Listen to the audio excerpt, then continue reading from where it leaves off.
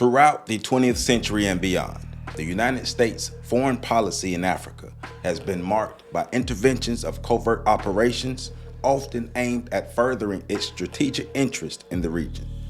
One of the most notable tactics employed by the U.S. has been an orchestration of coups to overthrow governments deemed unfavorable to American objectives.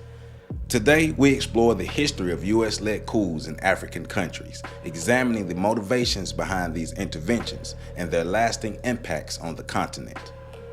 The ideological rivalry between the United States and the Soviet Union during the Cold War period significantly shaped U.S. interventions in Africa. The fear of communist influence in newly independent African nations led the U.S. to support authoritarian regimes and intervene in domestic affairs to prevent the spread of communism. The wave of decolonization that swept across Africa in the mid-20th century presented both opportunities and challenges for U.S. foreign policy. As African nations gained independence, the U.S. sought to maintain its influence in the region by supporting leaders who aligned with American interests, often at the expense of democratic principles and human rights. The overthrow of Patrice Lumumba, the democratically elected Prime Minister of the Democratic Republic of the Congo in 1960, is a prime example of U.S. intervention in African politics. Lumumba's nationalist and anti-colonial stance threatened Western interests, leading to his removal from power with covert U.S. assistance. The ousting of Kwame Nkrumah, Ghana's first president and a proponent of Pan-Africanism, in a military coup supported by the CIA, illustrates the U.S.'s willingness to undermine leaders perceived as threats. The U.S. pursuit of natural resources, access to markets, and investment opportunities have been a driving force behind interventions in Africa. The desire to safeguard American economic interests has often led to support for regimes that prioritize foreign interests and neoliberal economic policies. Control over strategic regions and the containment of perceived threats, such as communism or terrorism, have influenced U.S. interventionist policies in Africa. Military bases, access to maritime routes, and counterterrorism operations have been used to justify U.S. involvement in African conflicts.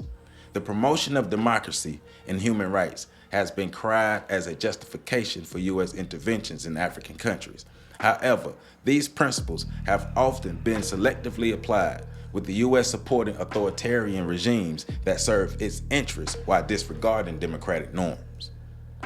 Coups and regime changes engineered by the U.S. have contributed to political instability and conflict in African countries, undermining democratic institutions and exacerbating internal divisions. The disruption caused by coups and civil wars has had profound socio-economic consequences, including displacement, poverty, and underdevelopment, further perpetuating cycles of instability and insecurity. U.S. interventionism has eroded the sovereignty of African nations, perpetuating a legacy of dependency and subjugation to foreign powers. The history of U.S.-led coups in African countries underscores the complexities of international relations and the enduring legacy of imperialism and neocolonialism on the continent. By examining the motivations behind these interventions and their consequences, we gain insight into the power dynamics that continue to shape Africa's political landscape. Moving forward, it is essential to recognize the agency of African nations and support efforts to promote self-determination, democracy, and economic development free from external interference. For more information, please visit my website at www.ontheshoulders1.com. There, you can support my OTSOG book series. You can also support me on Patreon at patreon.com/OTSOG. You can hit the super like button under this video. I love you all, and make sure you catch the next video coming up.